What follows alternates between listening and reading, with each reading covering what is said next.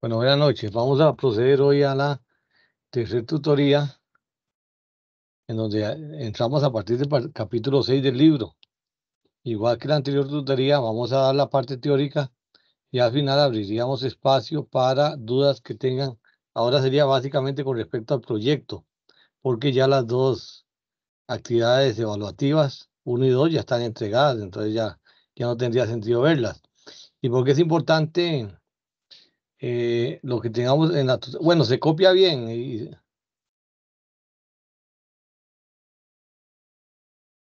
Eh, ¿el sonido está correcto, compañera? Buenas noches, profe, sí, se Ok, escucha bien. ok, perfecto. Si existiera algún problema técnico, también me lo hacen saber, porque yo aquí no tengo visión si en algún momento se interrumpe el sonido o algo así. Entonces, ¿por qué es importante ver esta parte teórica aún? Porque recuerden que ustedes dentro de del proyecto A, o sea, el anteproyecto, tienen que reforzar con un marco teórico. Y todas las partes que estamos viendo aquí son eh, elementos que pueden incorporar en ese marco teórico. Entonces vamos a empezar vamos a ver. mm, Están viendo ahí capítulo 6, riesgos biológicos, sí.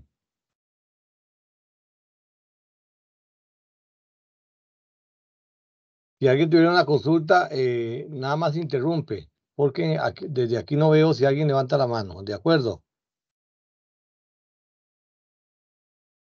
Lo que vamos a ver son los contaminantes biológicos, la parte de riesgos biológicos que recién, bueno, ya de eso hace 4 años va a ser.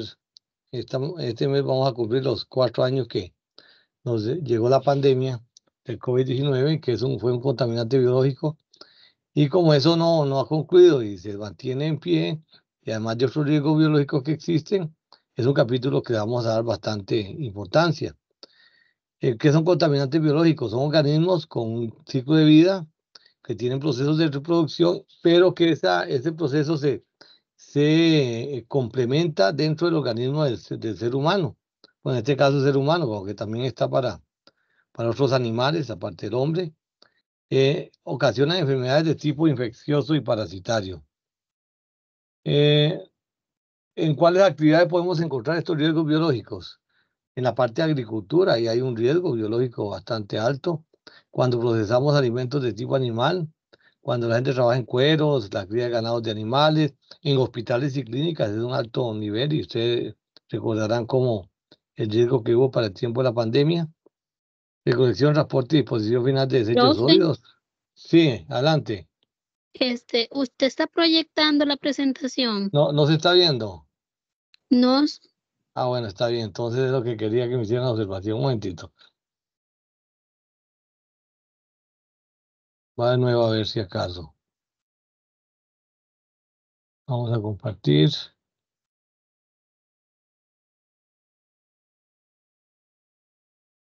Ahí sí se está viendo. ahora sí. Ok, de acuerdo. Pues ya saben, si cualquier tiene una observación, por favor me interviene. Bueno, el repaso que vamos a hacer, vamos a repasarlo rápidamente. Contaminantes biológicos son organismos que complementan su ciclo de vida dentro del cuerpo de las personas o de los animales. Bueno, nosotros somos también animales, sino de otro tipo de animales. Eh, y que aquí estamos viendo las actividades donde ese riesgo biológico se da más, en cuáles centros laborales se da más. Y hablamos de la agricultura, de cuando se procesan algunos tipos de animales, en donde se trabaja con cueros, en la cría y cuidado de animales, en hospitales y clínicas. Le hacía el énfasis de cómo los hospitales y clínicas fueron un punto muy fuerte durante la pandemia. Cuando hay transporte y disposición final de los desechos sólidos, los muchachos que andan en las calles recogiendo los desechos sólidos son de alto riesgo. Cuando hay trabajos en laboratorios, cuando hay trabajo en túneles, pozos y minas, y cuando hay procesos industriales que se utilicen agentes biológicos, como por ejemplo la producción de alcohol. Tenemos varios a nivel biológico y en la tarea, recordarán que a ustedes les tocó, bueno, ahora no se llama tarea, ahora se llama actividad evaluativa. Eh, Vimos que les pusimos a determinar el virus que causa el COVID y les pedí una ampliación que espero que la hayan hecho, porque todavía no he visto los trabajos que iban a ampliar con respecto a este virus del SARS-2 o COVID-19. Y ese es el más evidente y que más problemas ha dado al ser humano. Los virus que requieren ingresar por un ser vivo para poder reproducirse, ellos fuera de ese ser vivo ya no se reproducen. El caso de la rabia, la hepatitis y el COVID, que por aquí cuando hicimos, posiblemente cuando se hizo este material, todavía no estaba tan presente. El caso de las bacterias, por ejemplo, el carbunco es uno de los que causa lesiones ulcerosas en la piel, la fiebre de Malta, que es una fiebre intermitente, en Costa Rica no se da mucho, pero en países africanos sí. El tétano, que sí, que incluso hay una vacuna en Costa Rica contra el tétano, y la tuberculosis, que se decía que ya no existía en Costa Rica y se presentaron casos el año pasado en la zona atlántica. Los protozoos, que son parásitos de los vertebrados, por ejemplo, la mebiasis, que es una infección en el intestino, y la toxoplasmosis. La parte de hongos, que afectan especialmente la parte de la piel, pero también hay hongos que atacan el sistema respiratorio. Y los gusanos parásitos, ahora ustedes vieron un gusano parásito que se está poniendo muy de moda y que la gente le está dando mucho temor. Ya se me fue el nombre del gusano, que la noticia últimamente ha salido. Si alguien lo tiene presente, por favor, nos da ese aporte. Y esos gusanos parásitos completan su fase de desarrollo a nivel de huevo, larva y adulto. En, en, en Costa Rica, bueno, el lo que es un animal que digo, una larva que dio mucho problema a nivel de ganado y que incluso se le pegaba a los seres humanos. Y el que ahora anda por ahí también dice que es parecido al tórsalo, que en Costa Rica ya se han presentado algunos casos aislados. Los contaminantes biológicos, ¿por dónde nos ingresan? Por la vía inhalatoria, contacto con nariz, boca y pulmones. Recuerde que por eso fue que se implementaron el uso de las mascarillas y que ahora se siguen usando para ciertos problemas respiratorios que se dan siempre o sea, que no solo el COVID existe, sino otro tipo de virus, especialmente virus de la gripa. La vía dérmica también, por la medio de la piel, especialmente los hongos. La vía digestiva, cuando es ingreso por boca de tubo digestivo. Y la vía parenteral, cuando es por aguja. Em, Esto es importante porque cuando, no sé si ustedes recordarán, cuando empezó el COVID, todos estos tipos de vías de ingreso se analizaron. Yo recuerdo cuando la gente que se usaba guantes, que esto, que el lavado de manos, que es importante, eso es muy importante, pero básicamente por otros tipos de virus. Pero al final se determinó que básicamente el problema se daba por la vía inhalatoria. Por ahí era donde teníamos la máxima cantidad de casos de COVID por estar en contacto con respiración, con estornudos, con ese tipo de cosas, y no tanto aquello de que tomábamos las bolsas de los mandados y las bañábamos en alcohol y los zapatos y todo ese tipo de cosas. Incluso en algún momento, recuerdo, a mí me tocó trabajar mucho los protocolos que hicimos para el café y para la misma empresa donde laboro, y en algún momento la gente de café decía que hasta en los animales domésticos se podía reproducir. Después se descartó completamente, ¿verdad? Y en la evaluación del riesgo biológico, el grado de peligrosidad de estos contaminantes, ¿de qué depende? En primer lugar, la capacidad del agente biológico de producir una enfermedad, la posibilidad de contagio y la existencia de tratamiento eficaz. Vea que estos tres factores se dieron cuando inició el COVID, por lo menos en el año 2020, que fue que no existían las vacunas, teníamos una, un agente biológico que era capaz de producir una enfermedad, SARS-2 producía la enfermedad de COVID, con una posibilidad de contagio muy alta, también existía, y no teníamos tratamientos eficaces. Esos tres factores se unieron para producir esa cantidad de muertes que hubo al principio especialmente el año 2020 y 2021. Y luego, a nivel de laboral, el grado de exposición del trabajador. Se más se exponía el trabajador, y veamos el caso de la gente que trabajaba en los hospitales, que tuvieron una gran exposición y que fueron muchos casos de personas que incluso fallecieron dentro del sector salud. No crean que solo el COVID existe, pero es que es un caso que tenemos muy reciente y que nos cambió la vida y que es importante, si bien ya se superó la parte de mortalidad que teníamos, todavía se sigue muriendo gente de COVID, ¿verdad? Ustedes están visto las noticias, no tanto como antes, que eran casos altísimos de fallecimiento por día, pero ahí están todavía. Y ahora la gente sigue, por ejemplo, los adultos mayores tienen una gran fase de muerte por problemas respiratorios que son causados por virus, ¿verdad? Y trabajadores que tenemos que son sensibles, que siguen siendo sensibles y que por medio de que tienen un alto riesgo biológico. En la evaluación del riesgo biológico hay que identificar el contaminante, hay que medirlo, por si se puede. En el aire, por lo general, se miden los niveles, hay una valorar la situación, aunque no existe un valor de límite establecidos, eh, por la facilidad de algunos de modificar su estructura genética, la resistencia que generan los mismos virus y las mismas bacterias, y hay diferencias de acuerdo a las actividades donde se sospecha que hay riesgo biológico. Y en la valoración hay que usar también otras fuentes, por ejemplo, la actividad productiva, en cuanto nos afecta una fase de producción, los métodos de trabajo utilizados, la recopilación y análisis de las incapacidades producto de contacto con agentes biológicos y el grado de exposición del trabajador. Recuerden que en el caso de COVID, la caja prácticamente colapsó con el pago de incapacidades, y no solo eso, sino que hubo puertos paralizados. No sé si ustedes recordarán que una de las crisis que hubo a nivel de transporte mundial fue que algunos puertos se quedaron sin gente que procediera. Hubo vuelos suspendidos porque las tripulaciones completas no podían volar.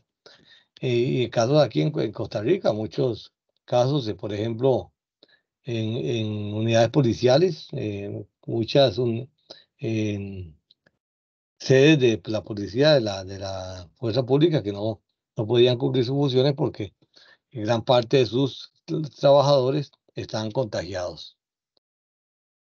¿Y cómo podemos hacer por la control, protección y prevención de estos agentes biológicos?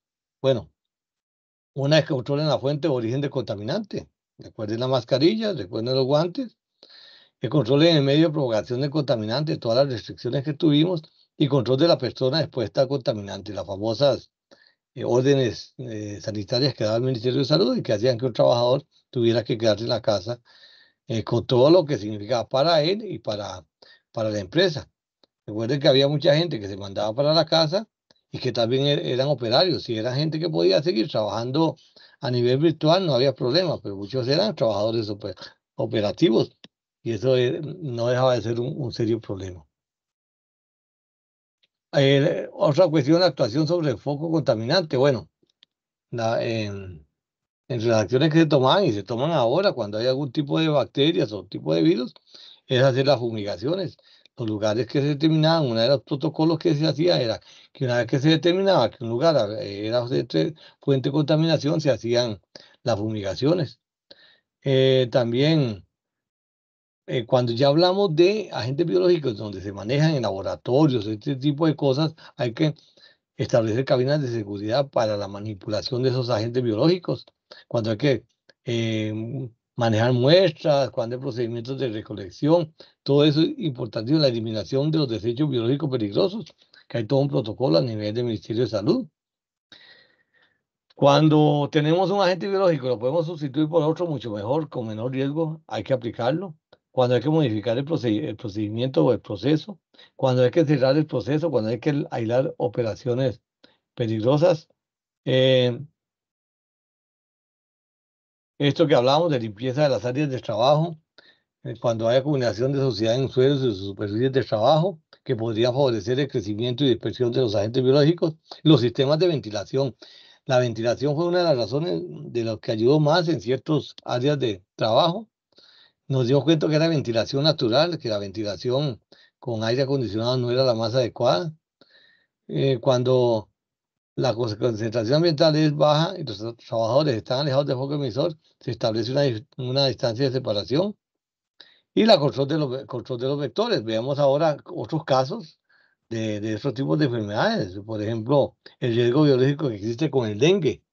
Es una enfermedad que está dando muchos problemas en Costa Rica, no tanto por mortalidad, pero sí por incapacidades. Entonces, controlar los vectores, controlar los zancudos, eliminar los lugares donde se reproducen. Bueno, todo eso son acciones que se deben de dar. En caso del COVID será muy difícil controlar vectores porque en realidad el vector prácticamente era el ser humano. Recuerda que los crecimientos en la propagación del virus se dio a partir de gente que vino de otros países, que venían contagiados y eso fue, en realidad ahí eran donde estaban los vectores, no eran zancudos como otro tipo de enfermedades como el dengue, pero sí, sí ahí eran las personas. Y cuando hay frío también hay unas medidas como rotación de puestos de trabajo, no solo en el caso de COVID, sino de otros, reducción de los tiempos de exposición, usar equipos y prendas de protección personal, las prácticas de normas y técnicas seguras en el mantenimiento y almacenamiento del equipo y después la ropa que debe ser lavada para ciertos casos. Esa es una de las cosas que se hacía. Nosotros llegábamos del trabajo y en el área de pilas de nuestras casas, ahí dejamos toda la ropa, porque se decía que COVID se podía transmitir por la ropa y después nos dimos cuenta que por ahí no era el contagio. Muy importante la información sobre los riesgos biológicos que deben tener los trabajadores. En eso hubo bastante información. Caso nuestro, con los protocolos que teníamos, nosotros prácticamente se le da capacitación a la gente sobre esos protocolos.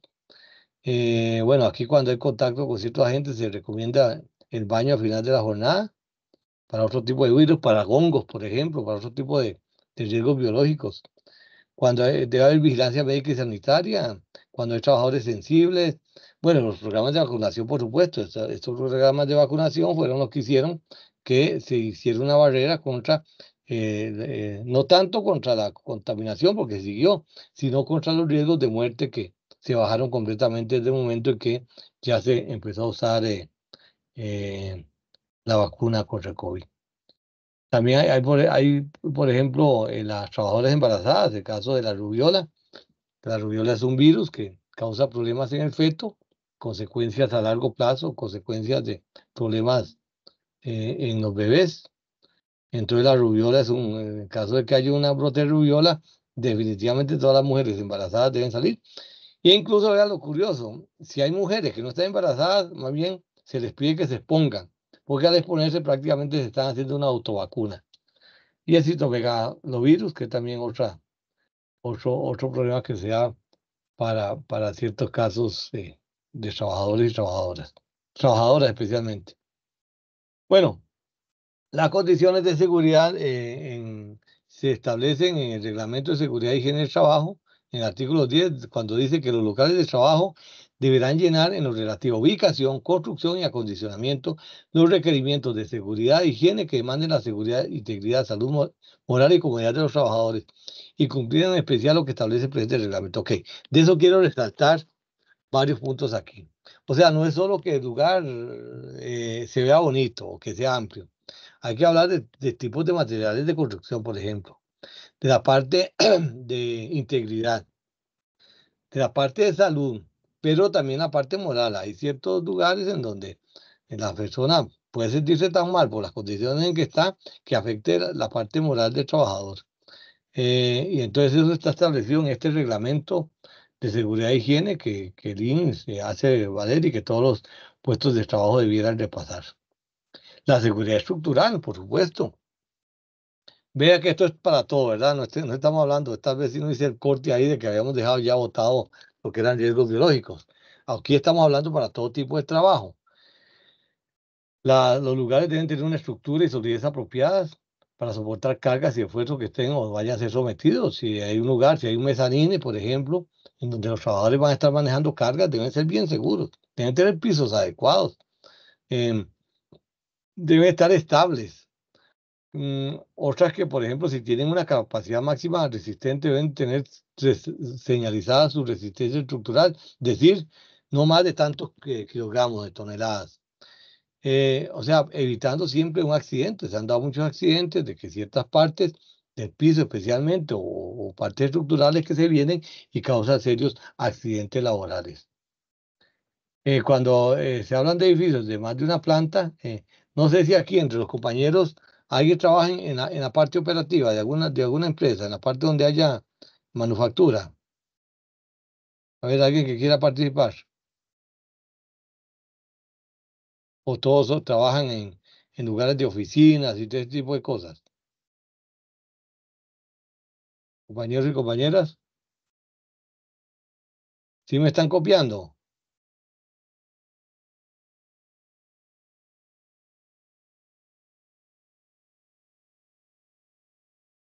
Adelante, compañeros.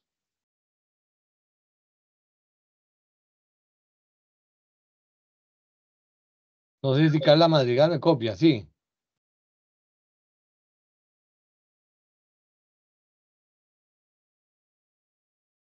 Mercedes Chavarría.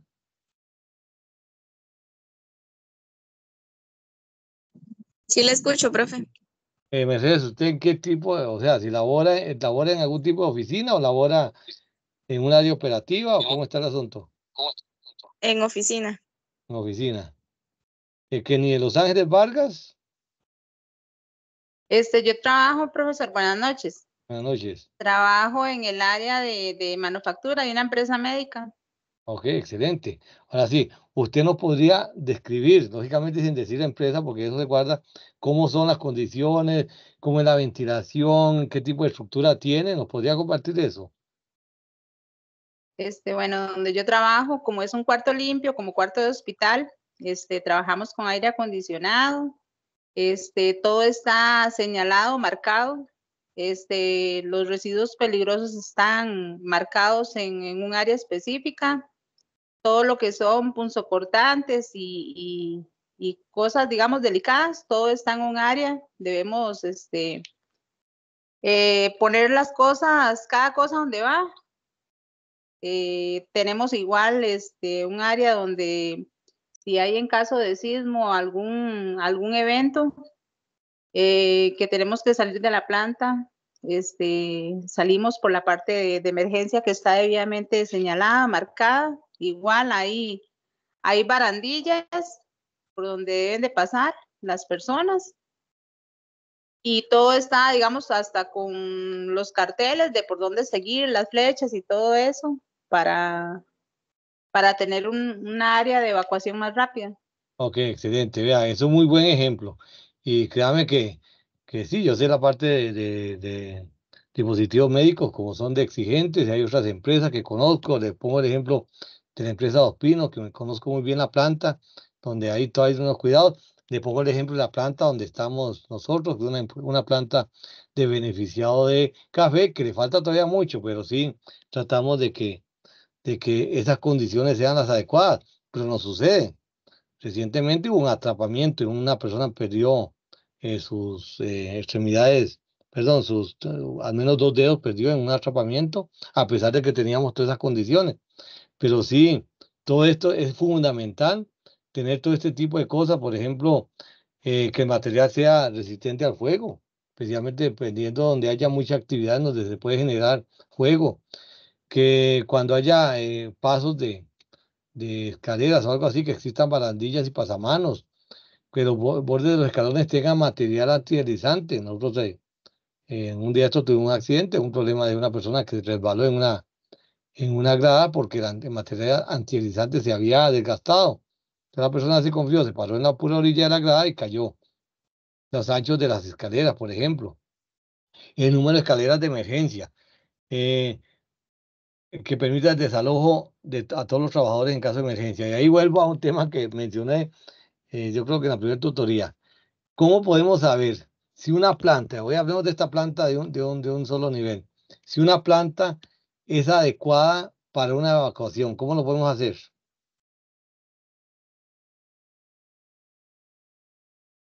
¿Hay alguien que quiera participar? ¿Cuál sería la mejor manera de saber si la planta responde en un caso de emergencia?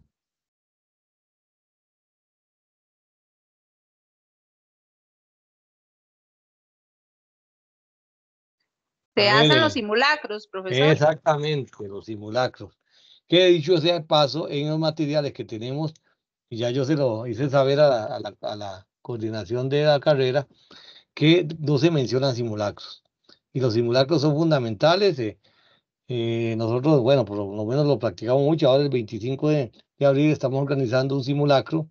Hay una planta en donde tenemos invitados a 10 brigadas de diferentes empresas, de diferentes empresas amigas, en donde vamos a hacer un simulacro en el beneficio. ¿Por qué? Porque eso es lo que nos ha permitido ir haciendo ajustes. Por ejemplo, un edificio, ¿cómo sabemos si un edificio se va a evacuar si hay un terremoto o si hay algún accidente, si hay un fuego? Sí, para eso se requieren los simulacros. Yo puedo tener todas las medidas del mundo y todas las previsiones, pero si yo no lo pongo a funcionar mediante un simulacro, me va a costar manejar esa información. Y los que tienen alguna relación con las comisiones de salud ocupacional de sus empresas o tienen alguna forma de influir, por favor, pídanle a las gerencias o de las empresas que practiquen ese tipo de actividades.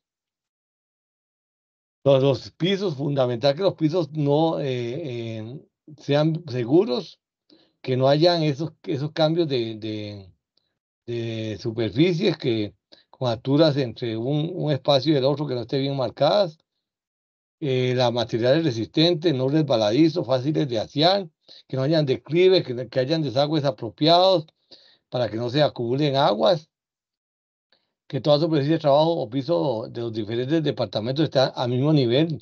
O sea, no se vale, por más que queramos que se vea bonito un lugar, que pues entonces pongamos diferentes niveles. Eso va a complicar y va a aumentar la posibilidad de un accidente. La parte de sonidos, tener la forma de manera que esos percepción de los ruidos que produzca un ascensor, una cita de transporte o lo que viene proveniente de las vías públicas no nos afecte. El otro día, en el grupo anterior del tercer cuatrimestre pasado, del último del 2023, nos hablaba una compañera de los problemas que tenían. Ella le tocaba estar en una parte de recepción y era tal el ruido al frente que eso le complicaba completamente su trabajo. Nosotros decíamos, bueno, tiene que exponerlo, que le busquen alguna forma de reducir, incluso de reubicar esa recepción. Y a los días me escribió que le había planteado a la jefe y efectivamente habían pasado la recepción para la parte de atrás del edificio y santo remedio, no volvieron a tener problemas con los ruidos.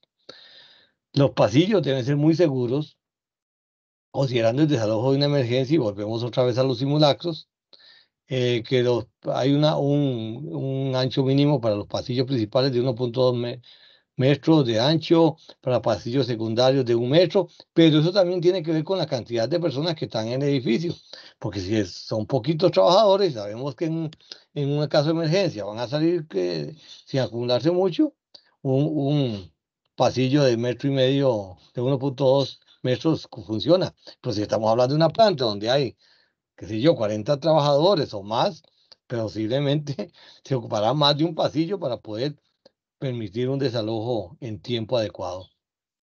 Puertas y escaleras, siempre las puertas abriendo siempre hacia afuera, ¿verdad? Siempre teniendo un punto para, accederlas desde adentro y poder abrir, que abran hacia algún lugar seguro.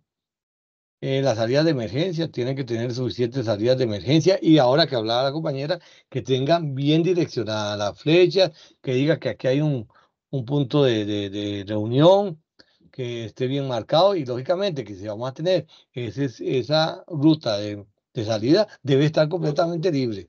No es que vamos a usar esa ruta para ir a acumular cajas o acumular equipos, porque entonces de nada nos está sirviendo. Deben estar con buena iluminación, independiente y confortable. Incluso, por ejemplo, ahí entran las lámparas de emergencia, por si acaso se da hay un corte de electricidad por casos por la misma emergencia que se presente.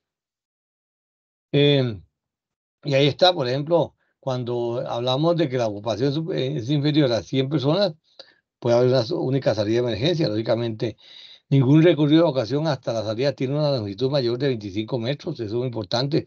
No vamos a tener que, si por ejemplo tenemos un área de planta bien grande, entonces tratamos de que, por ejemplo, la gente que está en el sector oeste tenga posibilidades de salir hacia un lado, la que está en el sector este hacia otro lado, y así sucesivamente.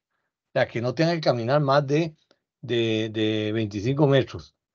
Y cuando son menos de 25 personas, puede ser hasta 50 metros. Cuando son edificios de 2 o más pisos, por supuesto, tiene que haber una distancia mayor a 2 metros. La evacuación la puede hacer en forma ascendente una cantidad menor de 50 personas. Incluso recuerden que hay escaleras de emergencia. ¿Por qué? Porque si nos atenemos solo a los ascensores, vamos a tener un serio problema en caso de que haya un corte eléctrico. Y una de las grandes tragedias que se tienen, que fue el desalojo cuando cuando se dio el ataque a las Torres Gemelas, fue porque algunos de las partes de los de los pisos superiores tenían bloqueadas las salidas de emergencia. O sea, eso tiene que estar siempre libre. Por ejemplo, cuando hay rampas, aberturas y zanjas, también hay que mantenerse cerrados o tapados. Contener barandillas y rodapiés, tablones o pasarelas sólidos con suficiente ancho y muy bien marcadas lo que son las señales que indiquen peligro, cinta de barricadas, conos y luces de advertencia. Las instalaciones sanitarias, es muy importante que por cuando hablamos de inodoros, urinarios separados por sexo, debe haber un inodoro por cada 20 trabajadores y uno por cada 15 trabajadores cuando el número total sea menos de 100. Agua abundante, papel higiénico, todo eso lo tiene que dotar la empresa. Descarga automática, no es imposible, casi que eso ya es una obligación. La mano por cada 15 trabajadores sobre acción. Y la parte de vestidores y comedores. Nosotros ahora, bueno, entre las funciones que se tienen dentro de la empresa, somos los facilitadores del comité de trabajadores. El comité de trabajadores este año se propuso revisar todas las áreas de todos los locales comerciales. Y una de las cosas que estamos revisando es eso, que existan vestidores y existan comedores adecuados. Un comedor no es poner una mesa y 4 sillas. Un comedor debe tener ciertas condiciones, debe tener agua, debe tener sitio para lavar los utensilios, debe tener al menos un horno de microondas para recalentar y también, si se puede, también un refrigerador para que las personas guarden sus alimentos. Los botiquines de primeros auxilios, en todo lugar de trabajo es obligatorio tener y hay una lista que establece links para decir cuáles son los medicamentos que deben existir. Y a ustedes, mujeres, recuerden que las toallas sanitarias son obligatorias de un botiquín. Ahí tienen que estar. El peligro que puede ocasionar en orden y limpieza es fundamental. ¿Por qué? Porque no tener orden y limpieza puede provocar accidentes. Que no existan objetos sueltos sobre el piso, que no haya material resbaloso sobre el piso como aceites o productos de limpieza, que objetos sueltos en sitios elevados pueden caer. Y recuerde que incluso hay un protocolo para la hora de acomodar la mercadería en un sitio en donde los cajas o elementos de mayor peso deben estar abajo y los de menos peso hacia arriba. Las herramientas deben estar bien ordenadas, hay formas de ordenarlo, hasta en una sencilla pared, qué sé yo, la gente donde usa serruchos, servietas, todo lo demás, puede hacer un dibujito donde ahí las puede tener para evitar que haya caídas, golpes o cortes. Las ventanas y luminarias deben estar bien limpias. ¿Por qué? Porque nada hacemos con un ventanal muy amplio si está sucio, porque lo que está bloqueando el ingreso de la luz natural. No acumular desperdicios y almacenamiento inseguro de productos químicos. Veamos en la agricultura se pelea mucho con eso de que de manera que los productores o los finqueros tengan bien ordenados sus productos para evitar accidentes. Y, por ejemplo, ¿qué hacemos con tener un extintor muy bonito, bien identificado y lo tenemos detrás de un mueble? No, tiene que estar libre y bien identificado. Las duchas, lavaojos, por ejemplo, que son unas duchas que se ponen ahí en lugares donde, por ejemplo, se venden agroquímicos. Nada, hacemos con tener la ducha de lavaojos. El otro día haciendo la inspección nos causó risa de que llegábamos y estaba bien, muy bonito. Fuimos, se la abrimos y no tenía agua. Y nos dijo, no, eso no tenía nunca agua. Digo, ¿esto para qué lo tienen? Por ejemplo, mangueras para incendio, donde hay que reforzar con hidrantes, botiquines y otros equipos de seguridad. O sea, evitar accidentes es tomar las previsiones. Eso es fundamental. Ya cuando se presenta la emergencia, es poco o nada lo que podemos hacer. Hay un programa que se llama las 5 S, es tomado del japonés, en donde son 5 S con palabras japonesas que se han usado mucho en el programa de 5 S en muchas de las empresas. El 6 de que es bote lo innecesario. Es más, esto se puede aplicar también en las casas, ¿verdad? Si hay algo ahí que no se está usando y lleva mucho tiempo almacenado, es que no funciona. No sirve para nada, bote. 6 es acomodar. Hay que poner los objetos en orden, de forma que sean accesibles, un lugar para cada cosa y cada cosa en su lugar. En caso de manejo de inventario, primero en entrar, primero en salir, rotulación de objetos. O sea, es una cuestión de acomodo, hasta para la misma estética de llegar y ver usted un lugar acomodadito, ¿verdad? Eso facilita incluso la eficiencia de los trabajadores y, por supuesto, ayuda en la prevención de accidentes. El CEISO que limpia completamente con la participación de todos. El CEISO dice que no. Es muy dado y en esta hora, por cierto, hoy estábamos en la reunión del Comité de Género, en que la gente dice, es que se ocupa que haya una mujer para que esté limpia los lugares. No, yo creo que eso ya pasó a la historia hace mucho. Todos los que estén en un sitio de trabajo están obligados a ayudar a que ese lugar esté completamente limpio, con la participación de todos. El Seiketsu es mantener estándares de orden y limpieza, debe mantener informado a todas las áreas o departamentos de ese estándar de orden y limpieza. El Chitsuke es entrenar en buenas prácticas de orden y limpieza, o sea, que cada uno debe asumir el ejemplo, mantener el puesto de trabajo limpio y ordenado. Bueno, eso nos cuesta mucho. Mi escritorio no es un buen ejemplo para eso, pero hey, hay que tratar de hacerlo. Tratar de tener las cosas ordenadas, pero hey, uno a veces por hacer las cosas rápido, muchas veces tiene sitio de trabajo muy ordenado. Voy a hacer la promesa que mañana a primera hora lo voy a ordenar. Y cada uno de los que esté aquí, por favor, también haga esa promesa el día de hoy. El caso de seguridad de uso de máquinas y equipos. En una máquina usted ve tres partes bien diferenciadas. Primero está el soporte, en donde se apoyan las partes móviles, ahí donde está la estructura de soporte. Después está el sistema de transmisión, es cuando lo que genera el movimiento, si transporta o si transforma energía. Y después está la zona punto de operación, veámoslo en una sierra. Bueno, la mayoría de ustedes, ¿no? Ya por lo que veo, no manejan ese tipo de operaciones, pero imaginémonos en cualquier lugar donde hay una sierra. Esa sierra tiene un lugar donde la sierra está bien soportada. Tenemos un sistema de transmisión que es donde está el motorcito y que hace que la polea se mueva. Y está el punto donde está la sierra, donde llegamos con la piecita a cortarla. Bueno, esos son los tres lugares que normalmente tiene una máquina o equipo. Entonces, para establecer, hay una norma INTE para los factores de riesgo en máquinas y equipos. Entonces, donde se dice que las máquinas tienen peligro de golpes, peligro de cortes, peligro de atrapamiento. En el caso nuestro es terrible eso. La proyección de partículas, por ejemplo, cuando la gente está cortando y que hay partículas que se pueden desprender y causarnos problemas, especialmente en la vista. Peligro por contacto eléctrico es uno de los casos de más accidentes en el país. El peligro térmico de quemaduras, una máquina se caliente, la tocamos y nos puede causar una quemadura.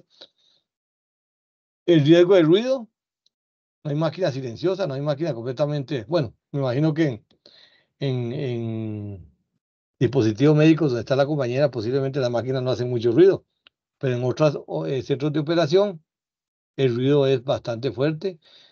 Por las máquinas, riesgo químico, cuando hay sustancias nocivas, irritantes, tóxicas y corrosivas, cuando hay riesgos de incendio o explosión, riesgos biológicos y riesgos ergonómicos, que posiblemente son a los que están expuestos más ustedes por trabajar en oficinas o en escritorios o hasta en sus mismas casas. Vean que aquí tienen un buen ejemplo para que ustedes ahora que vayan a hacer en la parte A del proyecto, poder decir, bueno, vamos a identificar todas estas cosas que puedan estar sucediendo en esa empresa. También hay prevención en el uso de máquinas y equipos, hay prevención intrínseca, que son acciones que ya trae la máquina. El diseñador de la máquina lo hizo. Trae, por ejemplo, aislantes, trae eh, formas de manera que no hayan saliente, que no hayan partes cortantes. Es más, en la elaboración de equipos hay toda una exigencia de normas internacionales que se cumplan a la hora de hacer las máquinas. Los medios de protección en las máquinas son fundamentales. Eh, entonces, si no las trae la máquina, porque algunas no las traen, nosotros debemos de proporcionar esos medios de resguardo y dispositivos de protección.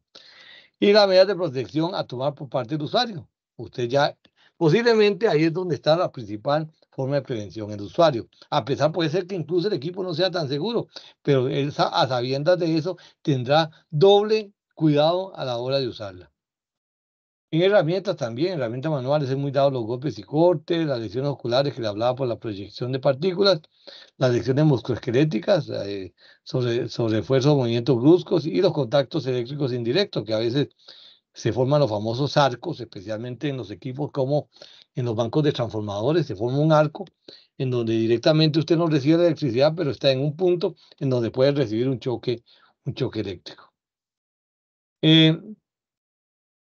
El uso de herramientas, ¿por qué no producen riesgos? Bueno, uso inadecuado. A veces usamos herramientas para lo que no son.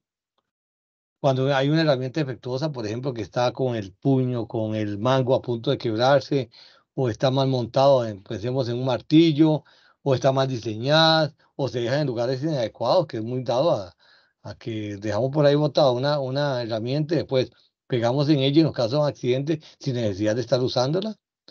Cuando, por ejemplo, ¿cuántas veces no andamos una herramienta en un bolsillo o la llevamos en la mano y a pesar de que tienen un equipo de protección, un estuche para acarrearlas y donde la llevamos en la mano nos puede producir un accidente? En los riesgos eléctricos, ya ese tema lo vimos, pero es bueno recalcarlo. Cuando tenemos el riesgo eléctrico por paso de corriente por el cuerpo recuerden que es una masa que tiene una gran cantidad de agua, el 80% del cuerpo humano es agua, y el agua es un medio de conducción eléctrico de los mejores. Y entonces, cuando nosotros tenemos contacto y nos convertimos en un puente para la electricidad, ahí se puede producir la muerte, quemaduras internas. Hay unas mortales y otras no, pero son bastante fuertes. Lesiones físicas secundarias por caídas y golpes. Me tocó trabajar en una empresa de distribución eléctrica donde me tocó ver todo este tipo de accidentes. Hay, bueno, el arco eléctrico que les hablaba, las proyecciones, perdón, las lesiones por oftálmicas, por radiaciones, un fuerte impacto ya lo recuerda cuando vimos el término de exposición a la luz, que nos puede producir conjuntivitis y ceguera. Dentro de los riesgos eléctricos, ¿por qué se dan? Bueno, hay líneas de instalaciones eléctricas expuestas, más de una vez sucede que tenemos un equipo, un taladro, y resulta que el taladro está lleno de pegas, de tape, porque habían partes expuestas, ¿no? Si ya el cable está con ese tipo de cosas, hay que sustituirlo, no hay otra. Cuando hay equipos y herramientas sin conexión a tierra, recuerde que cuando hay un choque eléctrico, cuando hay lo que lo llamamos un circuito, si no tenemos una conexión a tierra, nosotros somos los que nos convertimos en la tierra. Entonces, por eso es totalmente importante los equipos estén, como llamamos, aterrizados. Dispositivos de conexión, breaker, o que nos sirven para eso cuando hay un corte eléctrico. Bueno, el breaker que se usa ahora, más que todo se le llama un breaker de diferencial. No es disyuntivo que tenemos acostumbrado que es por calor, sino que ese más bien es por diferencial. Entonces sirve un diferencial entre la cantidad de voltaje que ingresó y la cantidad de voltaje que va de salida, automáticamente se desconecta. Es por eso muy importante los mantenimientos de los sistemas eléctricos. Ahí viene un ejercicio que no vamos a entrarle a eso. En la parte de acomodamiento de materiales, ya lo vimos, las alturas permitidas. Cuando hay ciertas alturas hay que usar equipos como cargadores, elevadores y todo lo demás, pero no podemos hacer que la gente tenga que levantar los brazos por encima de sus hombros para bajar mercadería. Parece que también existen gradas adecuadas para eso. Eh, no almacenar productos químicos incompatibles, porque podemos producir una reacción química y que va a provocar un fuego, ¿verdad? Y la señalización de seguridad, que tiene colores, seguro por señales. Cuando hay esa obligación, tenemos este color que es un color gris. Cuando es prohibido algo es rojo. Cuando es riesgo es amarillo. Cuando estamos hablando de salidas de emergencia y todo lo demás es color verde. Y todo lo que tiene que ver con fuego es de color rojo. Bueno, sí hay un extintor que es de color plateado, que es el extintor de espuma, pero el resto ustedes ven que los extintores todos son rojos, y todas las partes donde hay peligro se pintan de rojo. Bueno, esto sería lo que tenemos de la parte teórica de la noche de hoy. Y ahora vamos a ver, ya dejamos de compartir y más bien abro el espacio. Si tienen alguna pregunta de los temas que se exponen, o si tienen alguna pregunta, perdón, del proyecto A, de la parte B y también de la exposición, que yo sé que también alguna gente ha tenido dudas sobre eso. Adelante.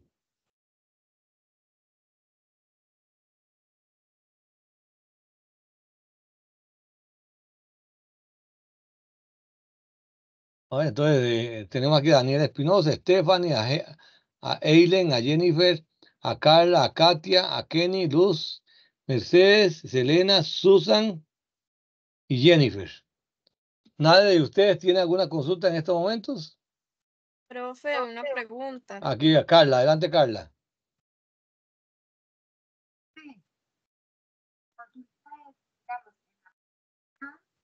Carla, no le copiamos ahí, adelante.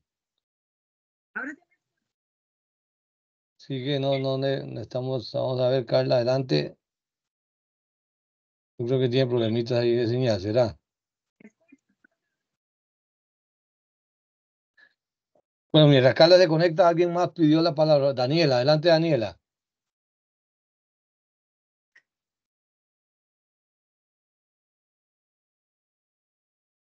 Daniela, tiene la palabra. Profe, es que vieras que yo estoy confundida con la parte que dice que tiene que uno decir el tipo de estudio, si es una investigación teórica, aplicada, Es y después, es una ubicación para clasificar qué es, qué tipo de investigación es. Yo tengo la tentación de decirle qué tipo de investigación es, pero no se lo voy a decir. Tiene que investigarlo usted un poquito.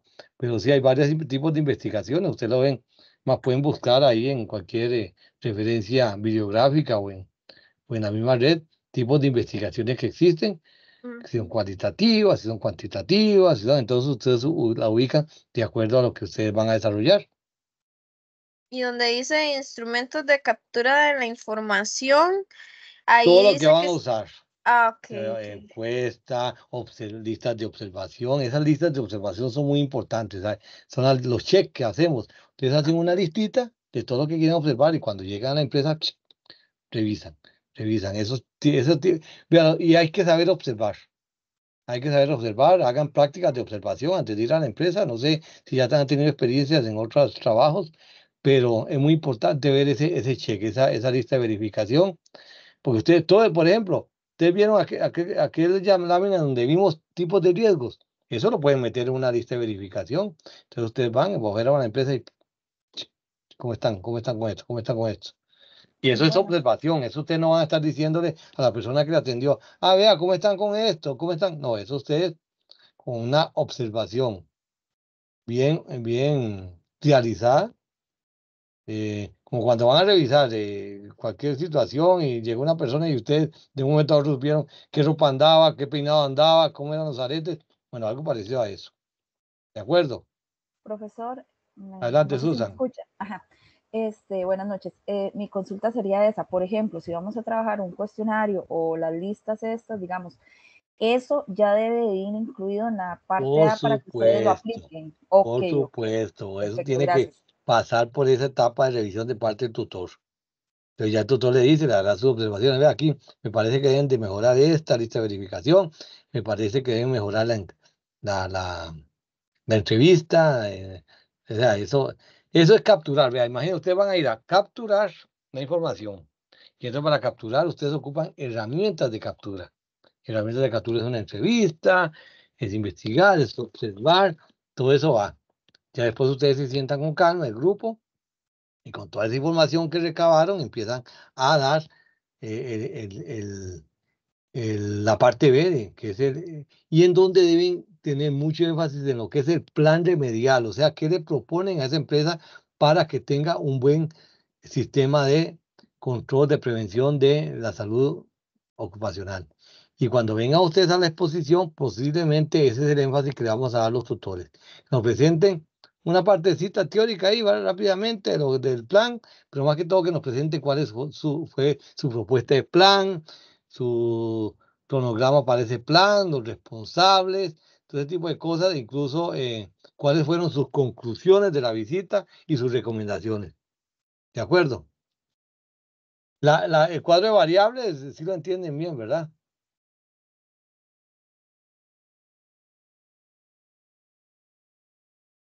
Ese es, Chavarría, el cuadro de variables lo entiende bien. Profe, Selena, adelante. yo tengo dos consultas. Es que estoy un poco enredada con esa parte, con dos puntos de la parte del proyecto. Adelante. Sobre en el marco teórico, ahí donde tenemos que hablar de los ejes, por ejemplo, el eje 2, que son los factores de riesgo, ahí lo que tenemos que desarrollar en ese marco teórico es hablar de los factores de riesgo de que la empresa. posiblemente se van a encontrar. ¿Ya? Entonces usted va a hacer una empresa, usted va a ir a hacer la visita, voy a poner ejemplo, una empresa de manufactura. Y entonces es una empresa que produce galletas, se voy a decir. Entonces, usted se imagina, bueno, si es una empresa que produce galletas, posiblemente tiene riesgo de ruido, tiene riesgo de contaminación. Bueno, ahí usted ve, usted analizará, entonces ustedes hacen ese respaldo. ¿Qué es el marco teórico? El marco teórico es como ponerse en línea desde el punto de vista teórico de lo que yo me voy a ir a encontrar ahí a la empresa. Entonces, por eso hago, incluso yo siempre he hablado de que hay un tema central, entonces yo empiezo a hablar de lo general a lo específico, empiezo a verlo desde el punto de vista general, cada vez me voy acercando más a lo específico y esa es la forma de yo formar mi marco teórico. Entonces, todos esos puntos los tenemos que relacionar con la empresa que nosotros elegimos. Sí, pero todavía no van a hacer ningún análisis, nada más es descriptivo. Entonces, ahí está el libro, pueden buscar otra fuente bibliográfica en donde ustedes enriquezcan ese marco teórico. Ok, y la otra consulta es la siguiente, con respecto a lo que una de las compañeras le había preguntado, la metodología para realizar el proyecto. El tipo de estudio es solamente elegir una de las opciones que vienen ahí. Ustedes escogen cuál descripción o cuál significado de estudio se le adapta más al que ustedes van a hacer. Ah, Y en el cuadro de variables, recuerden que el cuadro de variables responde a los objetivos específicos que ustedes van a hacer en su estudio. Cada objetivo específico tiene una variable normalmente dependiente. Entonces ustedes con base a esa variable van a establecer el alcance de esa variable y van a establecer incluso un indicador, puede ser. Entonces ustedes establecen un indicador, entonces eso les va a facilitar el análisis posterior. ¿De acuerdo? muchas gracias, profe. ¿Alguien más con alguna consulta? Profe, una consulta. Adelante, Kenny. Adelantándome un poco, para lo de la exposición del proyecto final, ¿solo una persona expone o No. todos los? Todo el grupo tiene que exponer, es una de las condiciones. Ahí se lo dividen y todos tienen que participar. Y todos tienen que estar presentes y todos tienen que tener la cámara abierta y todos tienen que presentarnos así la cédula para ver si es la persona. Ah, perfecto, gracias, profe. Correcto. No se lo olviden en la parte A y B, incluir las fotografías del grupo trabajando y la minuta de las reuniones. Fundamental eso. Y ojo, en la parte B es obligatorio presentar una carta de parte de la empresa donde certifiquen que ustedes hicieron la visita o alguno de ustedes hizo la visita. Si no va esa carta en la parte B y no quiero después quejas, pierden 30 puntos. ¿De acuerdo? O sea, prácticamente se verían obligados a sacarse un 100 para que le dé 70. Entonces, para que tengan ese cuidado. ¿De acuerdo? En la parte B. ¿Hay alguna otra consulta? Carla tiene una consulta, adelante. Carla, es que no se ha podido conectar, Carla, es que hay un problema de ruido. No sé si la quiere escribir en el chat, Carla.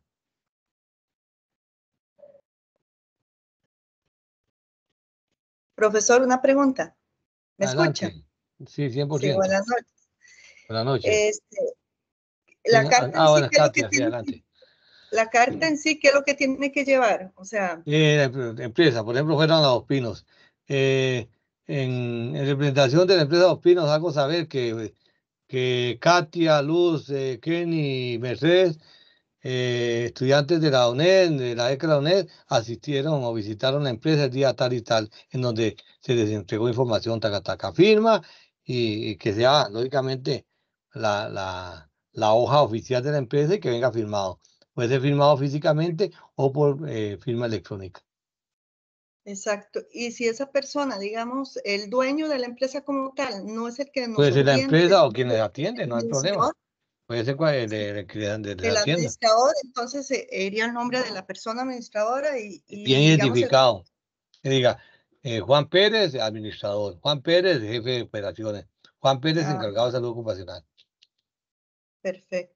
Pero que no le Profesor, falle. Vea, yo el cuatrimestre he revisado trabajos perfectísimos y que pierden un 30%. Vea que hasta lástima, pero hay que aplicar en la reglamentación que tiene la ECA en eso. No podemos decir, mire, es que se me olvidó la carta, la mando después. No, tiene que venir en el trabajo.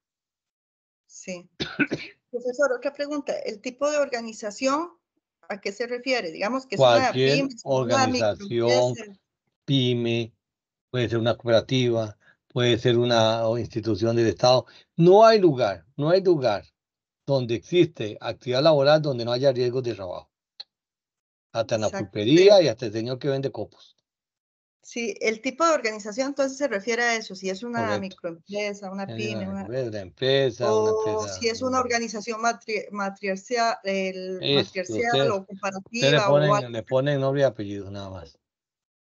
Una Ah, cooperativa agroindustrial que se dedica a tal y tal cosa. Y usted cómo identificarla bien. perfecto, está bien, profesor. Y lo de las variables puede ser tanto cualitativas como cuantitativas. Preferiblemente cualitativa para que les Sí, sea más más fácil fácil. evaluarlas. Y pero si Sí. hay que meter cuantitativas también, no hay problema. En eso nosotros, por lo menos yo estoy hablando por la otra compañera, pero por lo menos el grupo mío, yo en eso tengo bastante apertura. Aquí están poniendo una consulta. Vamos a ver, son una persona del grupo. Sí, exactamente, sí, definitivamente solo una persona puede ir. Esa persona va a ir a capturar la información, pero el trabajo previo a ir ahí sí lo hacen entre todos. Hacer las entrevistas, digamos, cuestionarios que van a aplicar, la lista de verificación, toda esa parte sí la hacen entre todos. Podría ser por razones y lo entendemos. Por ejemplo, hay grupos que uno es de Guapiles, el otro es de Heredia, el otro es de Cartago, y lógicamente que no. Pero entonces esa persona va a ir. Si el semestre pasado un grupo, el cuatrimestre, perdón, me gustó, fueron y entrevistaron al encargado de recursos humanos y hicieron en ese momento generar una reunión virtual y en ese momento pudieron grabar ahí donde estaba el señor hablando y ellos, los demás compañeros participaron, incluso le hicieron preguntas al señor. Ahora la tecnología lo permite. Son ideas que lo pueden hacer todavía más valor a su trabajo. Pero si no es posible, va una persona con todas las herramientas que formamos entre todos, entre todo el grupo, fue, las aplicó. Ahora sí, aquí está la información, muchachos. Vamos a ver ahora la parte B del trabajo. ¿De Profe, acuerdo? Adelante. una consulta con respecto a lo de la carta. Eso de la carta lo hacemos nosotros los estudiantes y lo llevamos a la empresa que lo firmen, o en la empresa la persona La que nos empresa, atiende no, es la... usted le dice que debe anotar. Ahí está, en la parte ahí especifica qué es lo que debe anotar. Pero no, la carta tienen que hacer ellos, en papel membretado de ellos y todo. Ok, gracias. Correcto. ¿Alguna pregunta más? Estamos a un minuto. Todo está claro. Bueno, entonces dejamos ya de grabar. A ver, en estos momentos detenemos la grabación. Muy buenas noches a todos y a todas.